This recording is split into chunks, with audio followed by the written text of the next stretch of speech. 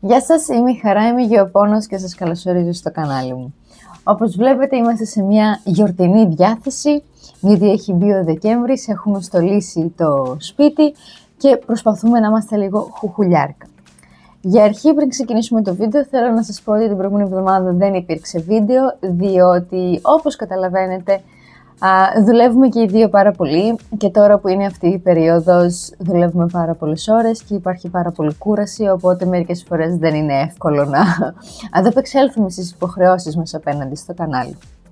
Όπως και να έχει, στο σημερινό βίντεο θέλω να μιλήσουμε λίγο για τον χειμώνα και τις συλλογές. Όπως έχετε παρατηρήσει, εάν έχετε συλλογές μέσα στο σπίτι ή ακόμα και στη βεράντα έξω και στον κήπο, τον χειμώνα τα φυτά είναι λίγο θλιμμένα. Κάτι το οποίο είναι απόλυτα φυσιολογικό. Τα περισσότερα φυτά τα οποία έχουμε στις συλλογές μας μέσα στο σπίτι είναι τροπικού κλίματος και δεν έχουν συνηθίσει τους χειμώνες που έχουμε εδώ πέρα. Οπότε όταν έρχεται ο χειμώνας είναι λίγο κάπως θλιμμένα και δεν περνάνε τόσο καλά. Μπορεί να τα δείτε λίγο μαραζωμένα, μπορείτε να τα δείτε λίγο πιο έτσι πεσμένα, κάτι το οποίο είναι απολύτως φυσιολογικό. Και το πιο συχνό φαινόμενο είναι ότι θα δείτε κίτρινα φύλλα. Επίσης αυτό είναι πάρα πολύ φυσιολογικό, γιατί τα φυτά μπαίνουν στη διαδικασία να αποβάλουν περιττά κομμάτια που δεν χρειάζονται πλέον, φύλλα τα οποία έχουν ολοκληρώσει τον βιολογικό τους κύκλο και πλέον δεν έχουν σημασία, δεν παράγουν όσο πρέπει να παράξουν. Βλέπετε ότι τα φυτά δεν βγάζουν εύκολα άνθη και επίσης έτσι θέλουν λίγο την ηρεμία τους, να το πω. Αν παρατηρήσετε τα φυτά σας, αν τα παρατηρείτε κάθε μέρα, θα δείτε ότι θέλουν την ηρεμία τους και δεν θέλουν να τα πολυπειράζουμε. Φαντάζομαι ότι καταλαβαίνετε ότι όλα αυτά συμβαίνουν εξαιτίας της έλλειψης φωτός. Είναι πάρα πολύ φυσιολογικό στους χειμώνες που έχουμε εδώ πέρα στην Ελλάδα να έχουμε συννεφιασμένες μέρες, έχουμε μέρες με πάρα πολύ βροχή και μερικές φορές ο ήλιος και το δυνατό φως κάνει να βγει αρκετές μέρες. Οπότε πρακτικά το θέμα είναι η έλλειψη φωτός. Τα φυτά λοιπόν αντιλαμβάνονται ότι έχει έρθει ο χειμώνας, οι ώρες φωτός δεν είναι πλέον τόσο πολλές όσο ήταν το καλοκαίρι το φθινόπωρο, οπότε αρχίζουν λίγο και επιβραδύνουν τους ρυθμούς τους, πέφτουν έτσι σε μια ηρεμία, σε έναν ύπνο να το πούμε έτσι. Δεν είναι ακριβώς χειμέρια νάρκη όπως έχουν τα ζώα ας πούμε, αλλά όντως χαμηλώνουν τους ρυθμούς τους τα φυτά. Και αυτό φυσικά μπορείτε να το ξεπεράσετε, δηλαδή αν δεν θέλετε να ακολουθήσετε έτσι μια πιο φυσιολογική οδό για την συλλογή σας, αν έχετε grow lights και μπορείτε να δώσετε πολύ φως στα φυτά, τότε ίσως καταφέρετε να πηδήξετε αυτό το στάδιο του χρόνου ας πούμε, για τα φυτά σας. Εγώ δεν το κάνω αυτό. Τα φυτά ζουν κανονικά στον χώρο μας όπως ζούμε και εμείς μέσα στον χρόνο, χειμώνα, άνοιξη, καλοκαίρι και φθινόπωρο και ξανά από την αρχή. Δεν μπαίνω στη διαδικασία με παραπάνω φώτα, αυτό είναι δικιά μου επιλογή και είναι και κάτι το οποίο έχω εγώ συντονίσει μέσα στο σπίτι, γιατί έτσι κι αλλιώς αυτό το σπίτι στο οποίο ζούμε δεν έχει πάρα πολύ φως. Οπότε τα φυτά όντως επιβραδύνουν στην συλλογή μου και χαλαρώνουν, βλέπω κάποια κίτρινα φύλλα, βλέπω κάποια ξερά φύλλα, τα απομακρύνω και τελειώνει κάπως εκεί πέρα η κατάσταση, τα αφήνω στην ηρεμία τους. Ένα άλλο πάρα πολύ βασικό κομμάτι το οποίο πρέπει να προσέξετε είναι η υγρασία και το πότισμα. Συνήθως όταν είμαστε στο καλοκαίρι, ποτίζουμε παραπάνω τα φυτά μας, τα φυτά φαίνονται θλιμμένα και στεγνά όταν δεν έχουν το κατάλληλο νερό, οπότε έτσι έχουμε ένα πιο συχνό πότισμα. Σιγά σιγά κάπως το προσαρμόζουμε το φθινόπωρο που έρχεται και μετά όμως το χειμώνα πρέπει να ξαναπροσαρμοστούμε εμείς οι ίδιοι στις ανάγκες των φυτών ως προς το νερό και την υγρασία. Η υγρασία σίγουρα αυξάνεται στο περιβάλλον και όχι μόνο έξω αλλά και μέσα στο σπίτι. Το νιώθετε κι εσείς φαντάζομαι μέσα στο σπίτι σας και κάπως έτσι προσαρμόζονται και τα φυτά στην αύξηση αυτής της υγρασίας. Τώρα όσον αφορά το πότισμα πρέπει να προσέξετε αρκετά, διότι αν το νερό μένει πάρα πολύ και το χώμα μένει για πάρα πολύ μεγάλο χρονικό διάστημα υγρό και επειδή υπάρχει και η έλλειψη φωτός, οπότε τα φυτά δεν κάνουν τόσο πολύ φωτοσύνθεση όσο έχουμε εμείς συνηθίσει να κάνουν, τότε ίσως υπάρξουν προβλήματα με μυκητιάσεις και σαπίσματα και πτώση παραπάνω φύλων και καταστροφή φυτών.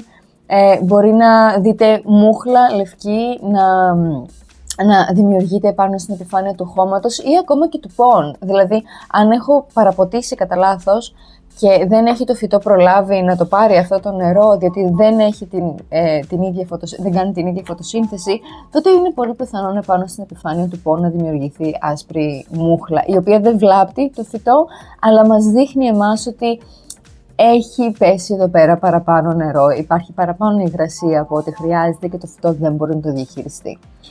Οπότε αυτό είναι κάτι που εμείς πρέπει να μάθουμε. Δηλαδή, εσείς πρέπει να μπείτε στη διαδικασία να δείτε πότε το φυτό χρειάζεται νερό, λιγότερο ίσως νερό από ό,τι του είχαμε δώσει παλιότερα, ότι το φυτό αργεί να πάρει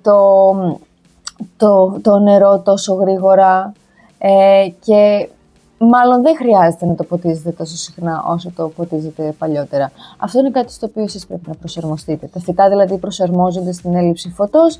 Εμείς πρέπει να προσαρμοστούμε στο πώς θα τα ποτίσουμε, έτσι ώστε να μην τα καταστρέψουμε, να μην τα πνίξουμε. Το μεγαλύτερο παραθυράκι σε αυτό το θέμα με το χειμώνα είναι ότι υπάρχουν φυτά τα οποία περνάνε καλά το χειμώνα. Σίγουρα δεν είναι τόσο πολλά όσο θα θέλαμε ίσως να είναι, αλλά υπάρχουν φυτά τα οποία βρίσκονται μέσα σε συλλογές σε σπίτια, τα οποία το χειμώνα περνάνε πένα και ίσα ίσα που τον χειμώνα είναι η περίοδος που αναπτύσσονται περισσότερο. Εγώ έχω το αδένιο, το οποίο περνάει πολύ καλύτερα τον χειμώνα και ίσα ίσα που έχει πρασινίσει και είναι έτσι μορφούλη, θα σας βάλω φωτογραφία. Έχω τη Διοσκορέα, η οποία έχει βγάλει πάρα πολλά φύλλα, είναι πάρα πολύ όμορφη και περνάει σίγουρα πολύ καλύτερα το χειμώνα, διότι η Διοσκορέα το καλοκαίρι πέφτει σε θερινή νάρκη και σταματάει την ανάπτυξή της. Και επίσης αυτή τη στιγμή, δεν ξέρω πώς της ήρθε, αλλά η Στερελίτσια βγάζει καινούριο φύλλο μέσα στο καταχείμωνο. Έτσι, γιατί της άρεσε.